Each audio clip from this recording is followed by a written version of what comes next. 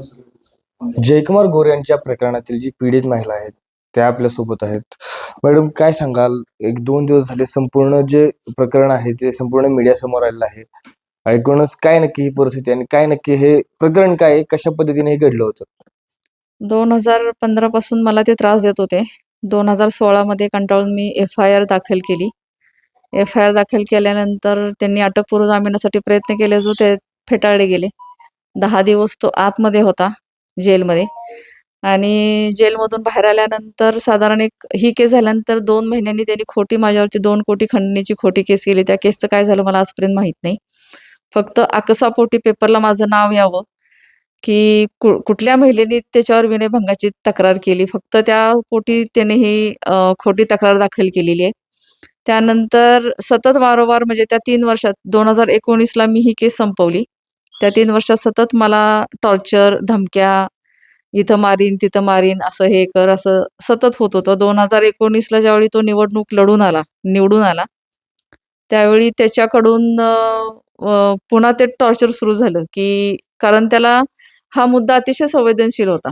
म्हणजे त्याचे फोटो किंवा असं बरंच काय-काय कोर्टात दाखल झालेलं होतं आणि शपथविधीला त्याला ह्या केसचा प्रॉब्लेम होत होता. म्हणून त्यांनी बऱ्याच प्रकारे टॉर्चर केलं मला ही केस संपवायसाठी आणि त्यानंतर मी पण विचार केला, की झाली शिक्षा खूप आहे आणि मग मी ती केस मागे घेतली. केस मागे घेतली म्हणजे फक्त अशी नाहीये.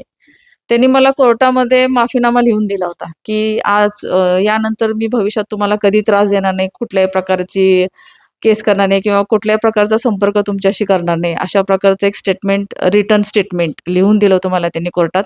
हे देण्याआधी तो त्या कोर्टाच्या चेंबरमध्ये साष्टांग दंडवत घातला होता त्यांनी मला. पाया पडला तो माझ्या, माझ्याकडनं चुकी झाली, मला यातनं बाहेर काढा, अगदी हातपाय जोडून. आणि मलाही असं कुठंतरी वाटलं, की चला हा माणूस सुधरेल.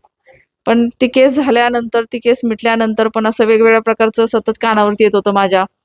इथं फ्लॅट दिला, तिथं फ्लॅट दिला, इथं दुबईला गेलो वगैरे. पण आपल्याला त्या गावी जायचं नाहीये, हे मनाशी ठरवूनच ती केस मागे घेतली होती मी.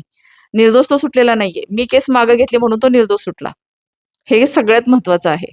त्यानंतर हे एक पत्र आलं मला. 9 जानेवारीचं पत्र आहे, 9 जानेवारी 2025. ते मला साधारण एक 22-23 जानेवारीला माझ्या घरी मिळालं, घरच्या पत्त्यावरती. त्या पत्रामध्ये माझं नाव आहे आणि ते पत्र 5 ठिकाणी ॲड्रेस केलं होतं. CM ऑफिस, राज्यपाल, SP आणि सातारा कलेक्टर असं, आणि मी स्वतः, की मी 26 जानेवारी रोजी उपोषणाला बसणार आहे. आणि हे पत्र माझ्या घरी आल्यानंतर मी खूप सरप्राईज झाले. म्हणजे मी असं काय केलेलं आहे, पत्र कसं मला आलंय? म्हणजे आपण एकदा ठरवले की त्या गावाला जायचं नाही.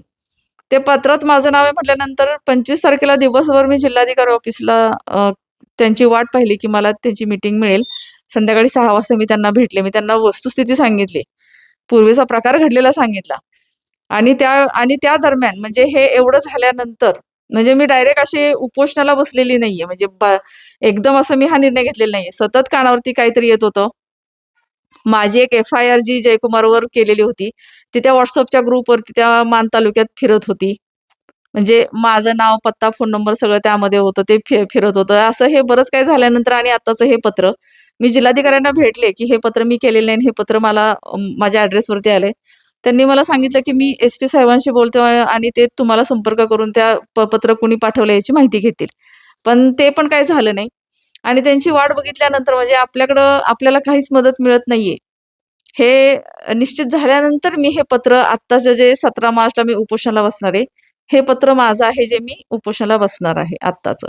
पण या संपूर्ण केसला आहे तो खूप कार्यकाळ उलटून गेलाय. हो, पण खूप 9 जानेवारीला हे अचानक तुमच्या घरात पत्र येणं, मग याच्या मागचं कारण काय आहे किंवा काय प्रकार आहे हा नक्की?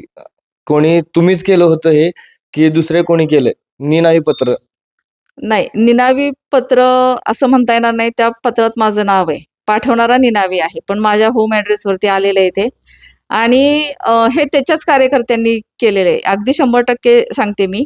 कारण त्याचे कार्यकर्ते यामध्ये नसते. तर हे पत्राचं ज्यावेळी त्याला कळालं होतं, साधारण मी म्हणते 26 जानेवारी नाही, 27, 28, 29, 30, 31 अख्खा फेब्रुवारी महिना गेला.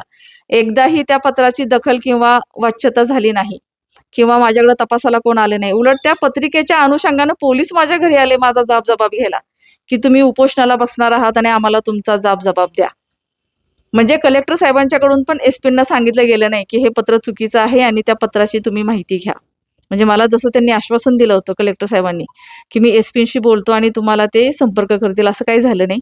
त्यानंतर मी वाट पाहिली की चला आज येतील उद्या येतील आणि त्यानंतर आपल्याला कसलीच मदत मिळत नाही म्हटल्यानंतर मी हा निर्णय घेतलेला आहे की आता मी उपोषणाला बसणार आहे. ह्या सगळ्यामध्ये फक्त माझी बदनामी करायचा प्रयत्न सुरू आहे आणि माझी बदनामी का, म्हणजे मी कुठं चुकली आहे हे मला कळायला पाहिजे आणि त्यासाठी मी उपोषणाला बसते की माझ्या कुटुंबाची बदनामी होतीये आणि ती थांबली पाहिजे, म्हणून मी उपोषणाला बसतीये. पण आता जे पत्र आले त्याच्यामध्ये सरसेनापती हंबीरराव मोहितेंच्या कुटुंबीय असा उल्लेख आहे तुमचा. पण आता हे संपूर्ण प्रकरण ठीक आहे, पण एकूणच सरसेनापतींच्या घराण्याची बदनामी होती असं वाटत नाही का तुम्हाला या संपूर्ण प्रकरणामध्ये? हो, माझी मीडियाला आणि प्रसारमाध्यमांना अगदी विनंती आहे की त्यांनी या असल्या घाणेरड्या प्रकारामध्ये सरसेनापतींच्या नावाचा उल्लेख करू नये. कारण ते खूप मोठं व्यक्तिमत्व होतं. आपण त्यांचं नाव घेण्याची पण आपली योग्यता नाहीये. तेव्हा आपल्या आपली जी वृत्तपत्र वाहिनी आहे, प्रसार वाहिन्या आहेत, प्रसार माध्यमं आहेत किंवा जे माझे शुभचिंतक, हितचिंतक आहेत, त्यांना माझी नम्र विनंती आहे की त्यांनी सरसेनापतींच्या नावाचा उल्लेख ह्या कारणासाठी करू नये, या ह्याच्यामध्ये करू नये. नक्कीच. पण आता तुम्ही पुढचं तुमचं नक्की प्लॅन काय असणार आहे? कशा पद्धतीने या संपूर्ण प्रकरणाला सामोरं जाणार आहे तुम्ही? नाही, आता ठरल्याप्रमाणे 17 मार्चला मी माझ्या बदनामीसाठी मी माझ्या होणार असलेल्या अन्यायावर मी तोंड फोडणार आहे. मी उपोषणाला बसणार आहे 17 मार्च 2025 रोजी. जे तुम्ही उपोषण करणार आहे, त्याच्यामध्ये मागण्या काय असणार आहेत तुमच्या? माझी मागणी एकच आहे की माझी बदनामी अजून किती वर्ष हा करणार आणि अ, समजा हे नाही करत आहे तर माझ्याकडे 2च पर्याय राहतात. एक तर संघर्ष करणे, नाहीतर मग कुटुंबासह आत्महत्या करणे.